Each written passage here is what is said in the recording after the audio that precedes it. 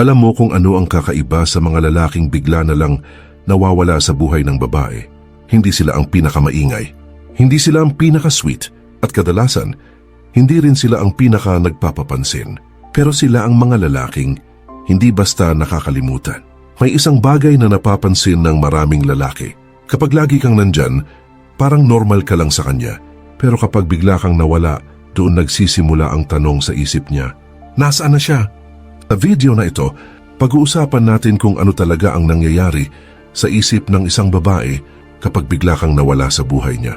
Hindi ito tungkol sa manipulation. Hindi ito tungkol sa games. Ito ay tungkol sa psychology ng attraction, curiosity at human behavior. At kung lalaki ka na sanay na lagi kang available, maaring mabago ng video na ito ang paraan ng pagtingin mo sa sarili mo. Una, ang biglaang tahimik na nagdudulot ng curiosity. Pag bigla kang nawala sa buhay ng isang babae, ang unang nangyayari sa isip niya ay curiosity, hindi agad lungkot, hindi agad miss ka niya. Ang unang reaksyon ng utak ng tao ay pagtataka. Bakit siya nawala? Ganito gumagana ang human psychology. Kapag may bagay na palaging nandyan, nagiging normal ito. Pero kapag bigla itong nawala, nagiging interesting. Parang ganito. Halimbawa, may kaibigan kang araw-araw mo nakikita sa opisina, pareho kayong nagkakape, nagkakakwentuhan at nagkikita sa hallway. Isang araw, hindi na siya pumasok. Hindi mo agad sasabihin na namimiss mo siya. Pero mapapaisip ka, uy, nasaan na si Mark? Parang di ko siya nakita ngayon na. Ganon din ang nangyayari sa babae kapag may lalaking biglang nawala sa routine niya. Kung dati lagi mo siyang kinakausap, lagi kang nagre-reply, lagi kang available, bigla kang tumahimik. Hindi niya maiwasan magtanong sa sarili niya, may nangyari ba sa kanya? Bakit hindi na siya nagme-message? Busy ba siya? O may iba na siyang ginagawa? At dito nagsisimula ang psychological tension. Hindi ito drama. Ito ay natural reaction ng utak ng tao kapag may pattern na nabasag. Ang value na biglang nakita kapag nawala ka, may isang bagay na madalas hindi napapansin ng lalaki. Minsan hindi ka na-appreciate habang nandyan ka, pero kapag nawala ka, doon nagsisimula ang realization. Isipin mo ito. Kung araw-araw kang nagme-message sa kanya ng good morning, good night, kamusta ka, kumain ka na ba, darating ang point na magiging background noise na lang ito sa buhay niya. Hindi dahil masama siyang tao, kundi dahil ganito talaga ang psychology ng tao. Ang mga bagay na laging available ay nagiging ordinaryo. Pero kapag bigla itong nawala, doon nagsisimula ang comparison. Halimbawa, isang babae na sanay na may lalaking nakikinig sa mga rant niya sa trabaho. Tuwing may problema siya sa boss niya, ikaw ang kausap niya, ikaw ang nag-a-advise, ikaw ang nagpapatawa sa kanya. Pero isang araw, bigla kang hindi na nag-chat. Pag may nangyari sa office niya, mapapansin niya na wala na yung taong dati niyang kinakausap. At doon papasok ang thought. Parang iba na Hindi niya agad aaminin na namimiss ka niya. Pero mapapansin niya ang space na iniwan mo. At minsan, doon lang niya nakikita ang value mo. Ang ego ng babae na natatamaan. May isa pang bagay na bihirang pag-usapan ng mga lalaki. Ang ego. Hindi lang lalaki ang may ego. Ang babae rin. Kapag may lalaking dati ay attentive sa kanya, tapos biglang nawala, minsan may pumapasok na tanong sa isip niya, bakit parang hindi na siya interesado? At dito pumapasok ang isang interesting na psychology. Mga tao ay sanay na sila ang hinahabol. Kapag may taong biglang tumigil sa paghabol, nagiging unexpected ito. Halimbawa, isipin mo may lalaki na dati, lagi nagre-react sa stories niya, lagi nagko-compliment, lagi nagre-reply sa posts. Tapos isang araw wala na. Hindi na siya nag-view ng stories. Hindi na siya nag-message. Natural na papasok sa isip ng babae ang tanong, may iba na ba siyang gusto? May nagbago ba? At minsan, hindi kanya romantic na gusto, maapektuhan pa rin ang ego niya. Hindi dahil mahal ka niya, kundi dahil sanay siya sa presence mo. At nung nawala iyon, parang may maliit na disruption sa kanyang world. Ang mystery na biglang nabuo. Isa sa pinakamalakas na force sa attraction ay mystery. Ang problem sa maraming lalaki ngayon, sobrang transparent sila. Lahat alam ng babae tungkol sa kanila. Ano ginagawa nila? Nasaan sila? Sino kasama nila? Pero kapag bigla kang nawala, may isang bagay na nabubuo. Mystery. Hindi na niya alam. Ano ginagawa mo? Saan ka pumupunta? Sino ang kasama mo? At kapag may mystery, gumagana ang imagination. Halimbawa, isang babae na sanay na ikaw ang nag-u-update sa kanya. Pauwi na ako. Nasa gym ako. Nasa office ako. Tapos isang araw wala na siyang naririnig. Minsan magtataka siya. Busy kaya siya? Baka may bagong nakilala? Ang utak ng tao ay ayaw ng unfinished story. Kapag may kulang na impormasyon, pinupunan ito ng imagination. At minsan, doon nagsisimula ang pagiging curious niya ulit sa'yo. Ang realization na hindi ka pala ordinaryo. Kapag matagal ka nang wala, may posibilidad na magkaroon ng realization ng babae. Hindi ito instant, pero dahan-dahan itong nangyayari. Kapag naalala niya ang mga moments na magkasama kayo, ang mga usapan ninyo, ang mga payo mo, ang mga jokes mo, minsan mapapaisip siya, parang iba siya sa ibang lalaki. Kasi kapag wala ka na sa paligid, doon lang minsan nagiging clear ang difference mo sa ibang tao.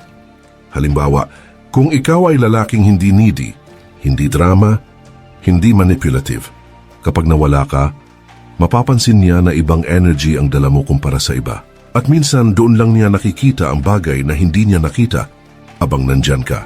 Bakit minsan sila ang nagiging curious ulit sa'yo? Pag lumipas ang ilang araw o linggo na wala ka, may isa pang interesting na nangyayari sa isip ng babae. Curiosity turns into observation. Kung dati ikaw ang nagchat-chat, ikaw ang nag-i-initiate ng usapan, bigla itong naputol. Kapag may routine na nawala, ang utak ng tao natural na nagiging observer. Halimbawa, isang babae na sanay na ikaw ang unang nagme-message sa kanya tuwing gabi. Simple lang, kamusta araw mo? Hindi naman ito malaking bagay, pero nang bigla itong mawala, may maliit na shift sa isip niya. Hindi niya man sabihin, pero minsan napapaisip siya. Okay lang kaya siya? Busy ba siya? O baka may bago na siyang kausap? Kahit huwag isang bagay na madalas hindi alam ng mga lalaki. Kapag ikaw ay hindi na predictable, mas nagiging interesting ka. Hindi ibig sabihin nito, kailangan mong magpaka-mysterious palagi. Ibig sabihin lang nito, ay may sarili kang buhay na hindi umiikot sa kanya. Halimbawa, may lalaking dati lagi nagchat-chat sa babae sa office, pero dumating ang panahon na naging busy siya sa sarili niyang projects. Nag-gym siya, nag-focus siya sa career, mas naging occupied ang schedule niya. Hindi na siya lagi online, hindi na siya lagi available. Minsan mapapansin ng babae ito at doon magsisimula ang isang simpleng curiosity. Parang hindi ko na siya masyado nakikita. Sa psychology, ito ang tinatawag na attention shift. Kapag hindi ka na naghahabol ng attention, minsan doon ka pa napapansin. Ang social media effect. Sa panahon ngayon, may isang factor na sobrang malakas pagdating sa curiosity ng babae. Social media, kapag bigla kang nawala sa daily communication ninyo, pero active ka pa rin sa buhay mo, may tendency na mapansin niya yon. Hindi dahil nag-stalk siya agad, pero minsan, natural lang na dumaan siya sa profile mo.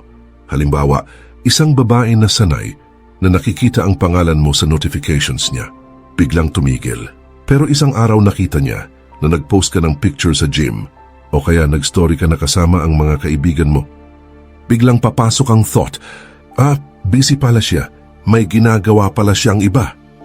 At minsan, doon nagiging interesting ang lalaki sa paningin ng babae. Hindi dahil nagpapapansin siya, kundi dahil nakikita ng babae na may buhay siya outside sa kanya. Isipin mo ito bro, may dalawang klase ng lalaki. Yung una, umiikot ang mundo sa babae. Kapag hindi nag-reply ang babae, parang wala na siyang ibang ginagawa. Yung pangalawa, may sariling mundo. May goals, may ginagawa, may progress. Kapag nakita ito ng babae, minsan nagiging attractive ang lalaki nang hindi niya sinasadya. Ang moment na minsan sila ang nag-i-initiate, may nga pagkakataon na pagkatapos ng ilang panahon, ang babae na mismo ang mag-i-initiate ng contact. Hindi ito laging nangyayari, pero kapag nangyari, kadalasan simple lang ang message. Kamusta ka na? O kaya, tagal mo na wala. Minsan parang casual lang ito, pero sa totoo lang, may curiosity sa likod nito. Halimbawa, may lalaking dating kausap ng babae halos araw-araw. Nag-share sila ng memes, nagkwentuhan tungkol sa trabaho, at nag-usap tungkol sa life. Tapos biglang nawala ang lalaki. Hindi na siya nag-chat. Pagkalipas ng 2 linggo, biglang nag-message ang babae. Uy, buhay ka pa ba? Minsan biro lang ang dating nito. Pero ang totoo, gusto lang niya malaman kung ano ang nangyari. Ito ang isang bagay na dapat maintindihan ng lalaki. Kapag nangyari ito, huwag mong sirain ang balance, huwag mong ipakita. Naghihintay ka lang ng message niya buong panahon. Sagutin mo siya naturally. Calm, relaxed, hindi desperate. Kasi kapag nakita ng babae na pareho pa rin ang energy mo, mas nagiging interesting ang interaction. Ang pagbabago sa perception niya sa'yo, isa sa pinaka-interesting na nangyayari. Kapag biglang nawala ang lalaki, ay ang pagbabago ng perception ng babae. Dati, baka nakikita ka lang niya bilang kaibigan o kaya bilang lalaking laging available. Pero kapag nawala ka at nagkaroon siya ng space para isipin ng presence mo, minsan nagbabago ang tingin niya. Halimbawa, isang babae na sanay na may lalaking laging nandyan para makinig sa kanya.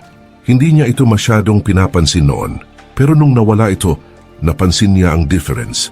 Yung ibang lalaki na kausap niya, puro surface level lang ang usapan, pero ikaw dati nagbibigay ka ng insight. Nagbibigay ka ng advice, nakikinig ka sa kanya. Doon niya marirealize na may quality ang presence mo at minsan doon nagsisimula ang appreciation. Hindi lahat ng babae aabot sa point na ito, pero may mga pagkakataon na nangyayari ito kapag may space na nabuo. Ang importance ng self-respect. Ang pinakamahalagang lesson sa lahat ng ito ay hindi tungkol sa pagkawala para manipulahin ang babae. Ang tunay na punto nito ay self-respect. Maraming lalaki ang nawawala ang value nila dahil masyado silang nagiging available. Hindi dahil mali ang maging mabait, hindi dahil mali ang mag-care. Pero kapag ang isang lalaki ay nakalimutan na ang sarili niya para lang sa babae, doon nagsisimula ang pagkawala ng attraction. Ang babae ay natural na naa-attract sa lalaking may direksyon sa buhay. Isipin mo ito. Kung ang isang lalaki ay may goals, may purpose, at may sariling mundo, hindi siya basta-basta nawawala sa sarili niya. Kapag may babae sa buhay niya,